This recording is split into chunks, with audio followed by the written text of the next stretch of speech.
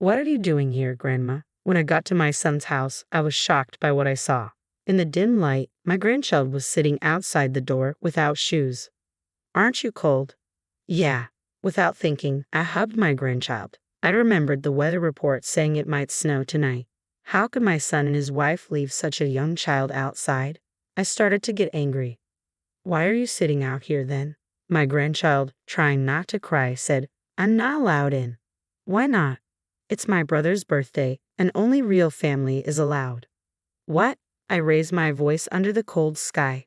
What do they mean by real family?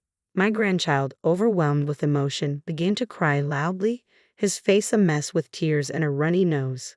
Let's go somewhere warm, okay? It's cold here. You must be hungry too, right? We'll get there soon. Near my son's house, there was a pub run by an old friend. I couldn't be picky about the place. Thinking they would welcome us, I opened the door. Oh, you're back again. Got a bit of a situation. My grandchild peeked out from behind me. Is that your grandchild?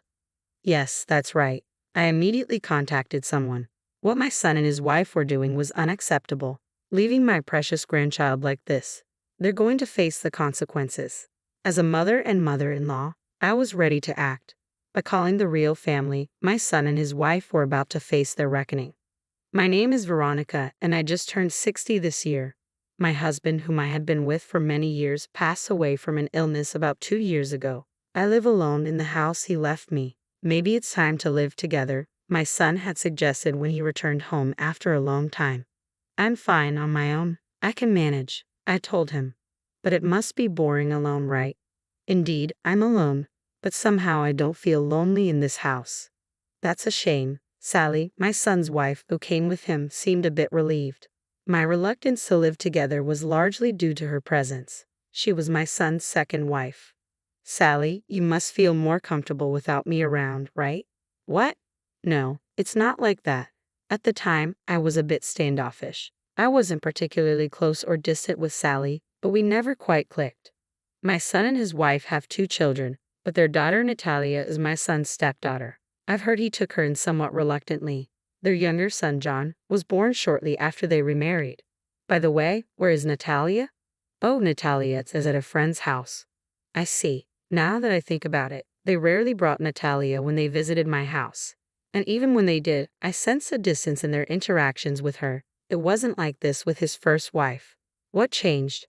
I believe my son's first marriage ended due to his wife's infidelity. Although I had exchanged contact information with his ex-wife, we never stayed in touch. It was about 4 years ago when my son appeared with Sally, his new wife. What surprised me even more was that she was already pregnant.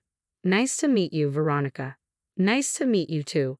At that time, I felt it wasn't my place to interfere if my son had chosen her. But as issues involving me began to arise, so did my questions. Sally's true nature started to emerge, perhaps because she found my presence bothersome. The recent incident with Natalia was a clear example. Is Natalia really at a friend's? I inquired. I already told you that, she replied, clearly annoyed. But little did I know, this was just the beginning. What's with the raised voice, Sally? My son entered, sensing tension. It's nothing. Sally brushed it off, shooting me a glare before turning to John. I suspected they were hiding something about Natalia from me, judging by Sally's defensive reaction. But at that moment, I had no way to confirm it. Well, we should head back now. Okay, bring Natalia next time. My son's expression darkened at my request. It seemed both he and Sally were aware of the situation regarding Natalia. We'll bring her next time. Good, please do. They exchanged whispers, but I couldn't make out what they were saying. After that, they stopped visiting altogether. Perhaps they sensed my suspicions. Nevertheless, I couldn't stop worrying about Natalia, so I came up with a plan. Hello, I have a suggestion. What is it? About living together. Are you considering moving in with us? I've thought it over, and having you here might be nice. That's great. I'll start getting ready then. The sooner, the better, right? Really? You're sure? Yes, I don't want to be a burden on you. That would be a big help. And so it was decided that I would move in with my son's family. It wasn't because I disliked living alone. My main reason was to reconnect with Natalia, whom I hadn't seen in a long time, and make sure she was okay. I had considered visiting, but the distance made frequent trips impractical, as it was nearly 2 hours by train. I hoped this move would resolve things, but there was a lingering unease. Still, I couldn't just sit back and do nothing. I immediately began preparing to move to my son's house, packing up my belongings and arranging for movers. 2 weeks later, I settled into living with them. Let's get along well from now on. From today, think of this place as your own home and relax. Thank you, I appreciate it. After the greetings, I went to see Natalia. I was speechless when I saw her. She should be 9 years old now, but she looked so thin. Natalia, do you remember me? Grandma? Yes, that's right. Grandma will live here with you from today. Really? Yay! Her smile, though fragile, was filled with effort. Alongside relief, I felt a deep sadness at how much she had deteriorated. It was clear that Natalia held the lowest position in the house, but I couldn't afford to make a scene that might worsen her situation. So I took her out under the guise of helping me. I'm going to do some shopping, okay? Oh, are you taking Natalia too? Yes, she's going to help me out a bit. All right, Sally appeared displeased, likely wanting to keep Natalia away from me. Whenever we went out, I made sure to treat Natalia to her favorite foods and take her to different places. Thanks to that, she seemed to regain some color and energy compared to when we first started living together. Natalia, what do you usually do at home? Well, I read books in my room or draw. Don't you play with your mom and dad? It was difficult to ask, but I was driven by a desire to help her. Dad and Mom always play with John. When I want to join, they tell me to go to my room. That's sad. From now on, Grandma will play with you a lot, okay? Yeah, it seemed more like neglect or even abuse rather than just poor parenting. Natalia had gained some weight since I arrived, but it was clear she hadn't been properly cared for before. I was determined to protect her no matter what. Then one day, after being out all morning due to a commitment with a friend, I returned home in the evening. What's happening? As I entered the house, I heard Sally's angry voice. What are you doing? Do it like I told you earlier. I'm sorry. It appeared Sally was scolding Natalia, and the situation seemed tense. Sally, what's going on? She's frightened. Natalia was crouched down, holding her head. This kind of incident must have happened many times when I wasn't around, or else Natalia wouldn't react like this. I positioned myself between Sally and Natalia. Don't interfere. This is part of teaching her. What happened just now? She didn't follow my instructions. Sally seemed upset. When I calmed her down and listened, it turned out she had asked Natalia to do the laundry, but Natalia accidentally used fabric softener instead of detergent. Everyone makes mistakes, right? Especially since Natalia is only 8. That's not an excuse, Sally snapped. Calm down, I insisted, but Sally snapped at me. If you're going to complain, then do it yourself. What? You're the one who started complaining. She left Natalia and me there and walked away.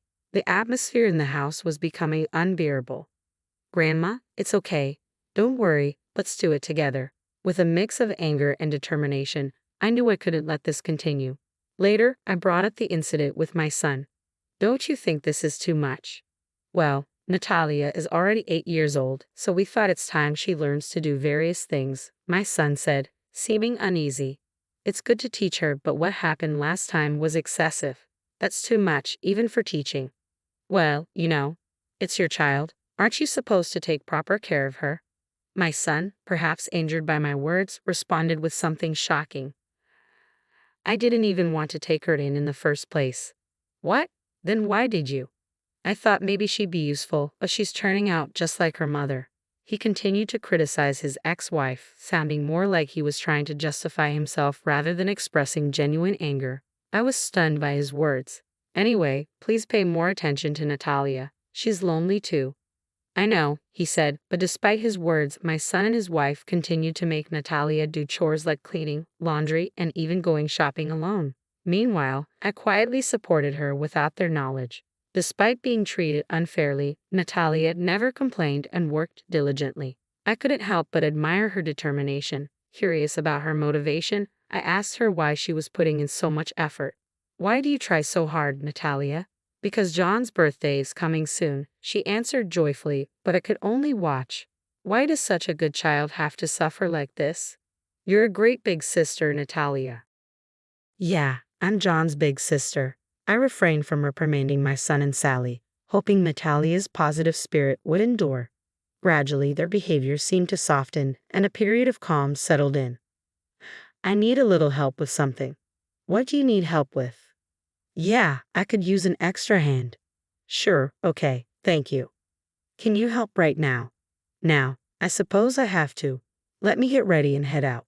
One of my friends had opened a pub about 6 months ago. Today, their usual part-time worker was unavailable, so they asked for my assistance. Fortunately, the pub wasn't too far from my son's house. I'll be out for a while. Okay. By the way, we're celebrating John's birthday today. What? But his birthday is the day after tomorrow. We changed our minds.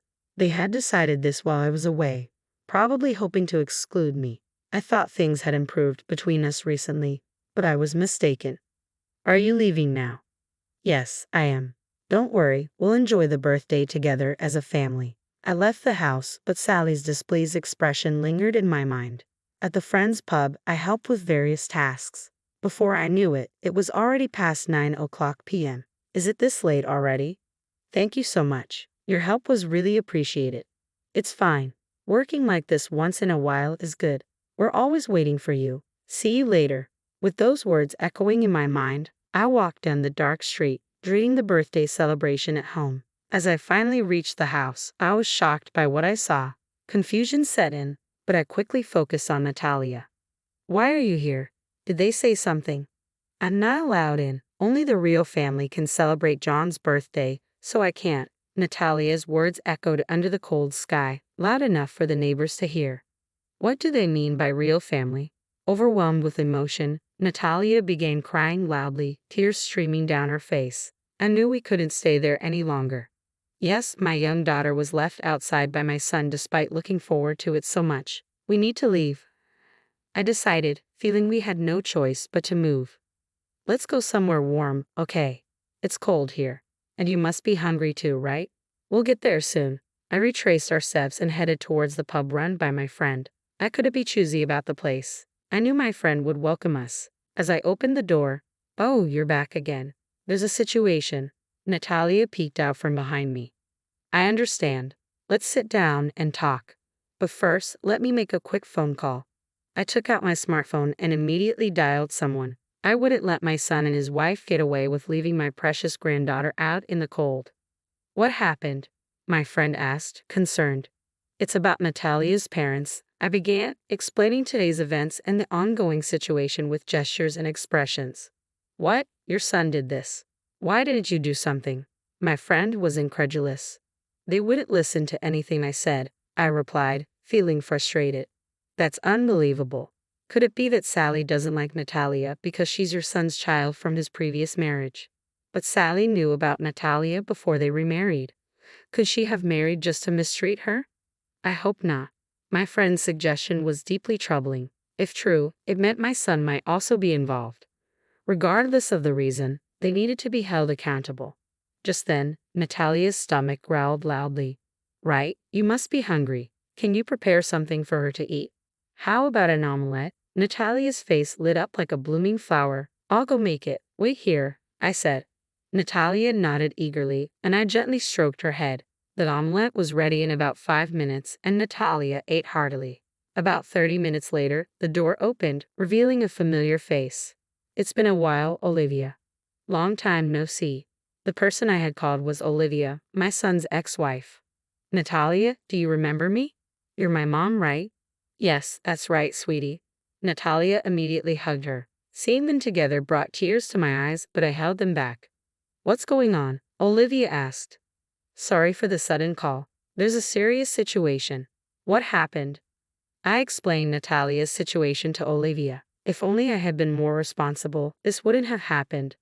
Don't blame yourself. It's not your fault. Olivia reassured me.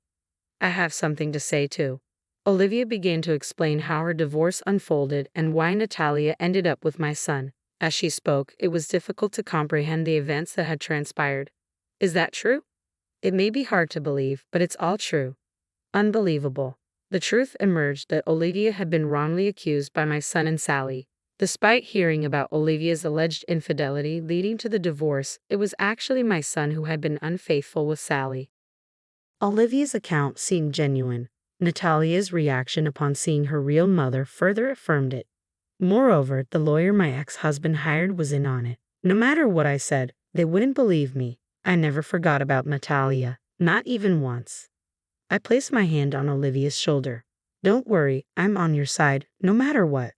Thank you, but what do we do now? We pondered how to resolve the current situation. At that moment, several customers were present at my friend's pub. A man stood up and approached us. Excuse me, I couldn't help but overhear. Maybe you can help. And you are. He handed me his business card, which read attorney. I glanced between the card and the man. Are you sure? Yes, if that lawyer is genuine, I can forgive them.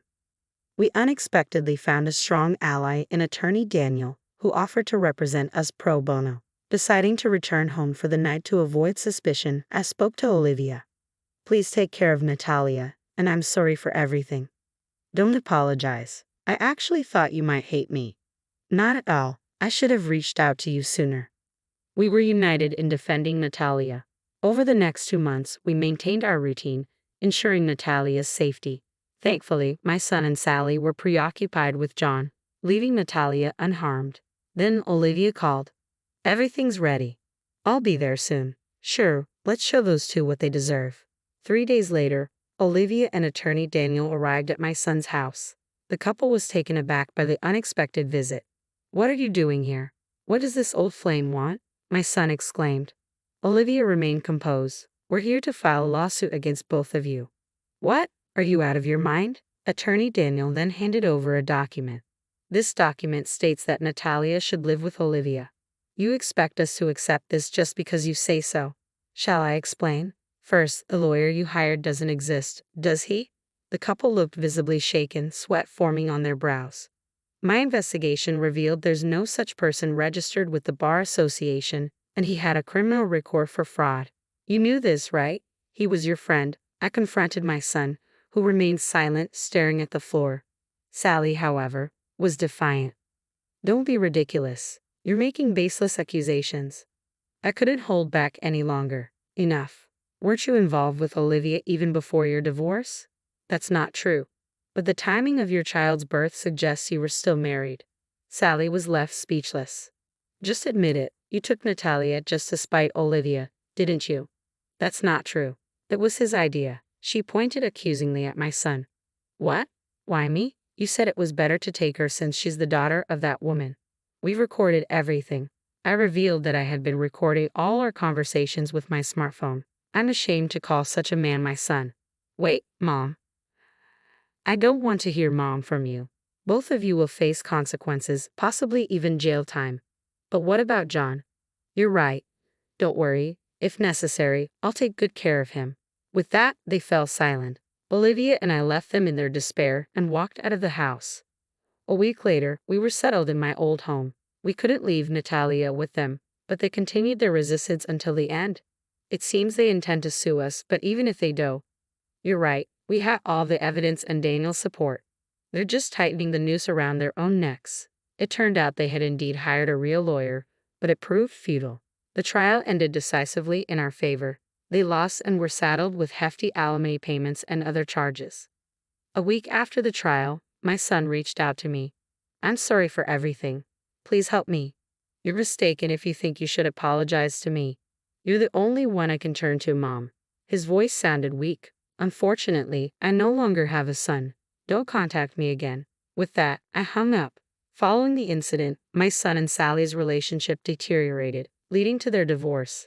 They both had to work tirelessly to pay off their debts, and John went to live with Sally's parents. All that remained for them was financial struggle. We'll visit soon, okay? Come with Mom.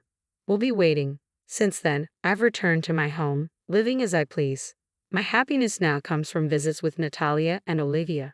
My future looks bright.